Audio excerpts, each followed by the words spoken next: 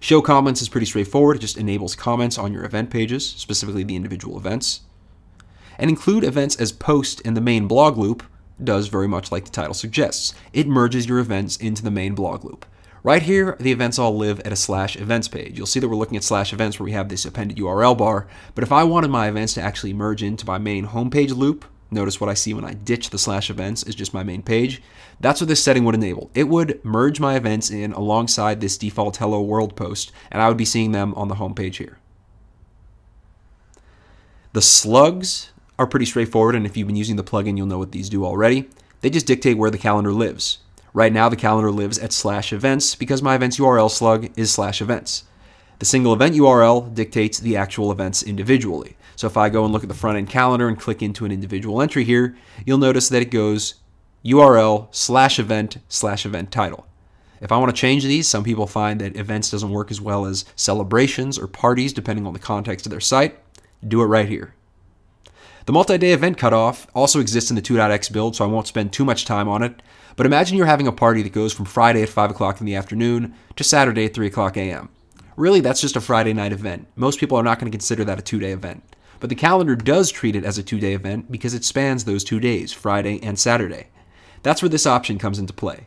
If you set this to something like 4 o'clock a.m., it's going to say, all right, any event that goes from, say, Friday into Saturday, if it ends before 4 o'clock a.m. on Saturday, only show it on Friday.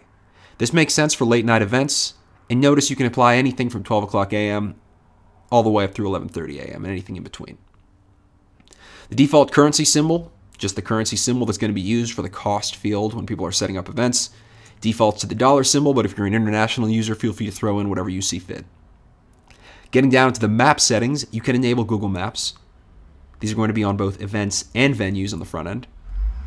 You can set the map search distance limit, which I covered a bit in my map view preview, and which allows you to decide how far you are searching when you're doing a location search from the given term. So if I type in Oakland, California, it's going to bring in events that are within 50 miles of Oakland. If I drop that down to 5, it would narrow my results to only things within 5 miles of Oakland, etc.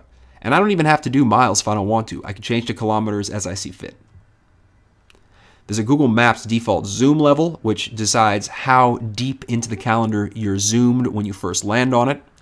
10 is about as fine a middle ground as we could find, but if you want to be super zoomed out, set it to 0. If you want to be super zoomed in, set it to 21. Note this is going to apply across the board to all your maps on the site, though. You can't do it on a specific event-by-event basis. Then we get down here into these miscellaneous settings. If you are updating from a pre-3.0 version, there may be an issue where there's duplicate venues and organizers. We know that's going to be happening. Don't stress it. This merge duplicates option will take care of automatically merging the identical ones and will clean things up a bit for you automatically. Send press trends data just allows you to send some anonymous analytics to press trends that we can then use to see what themes are most popular on the plugin, what versions of the plugin people are using, etc.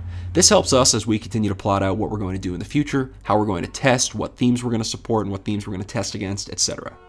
And then we get into debug mode here, which just allows you to log debug information. Probably not going to want to use this unless you're a dev or are familiar with what you're doing, but if you find that the debug information would be helpful for you, turn this on and you'll be all set. That covers the basic settings here. It's not a lot of pretty stuff to look at, but it does give you a feel for what you can do under the hood behind the scenes. In my next video, we'll go into these additional tabs here: display, default content, additional fields, licenses, and we'll even glance at the help tab. Thanks for taking a look. Check back later. Have another one of these videos out the door. Thanks again for checking out Modern Tribe and the Events Calendar 3.0.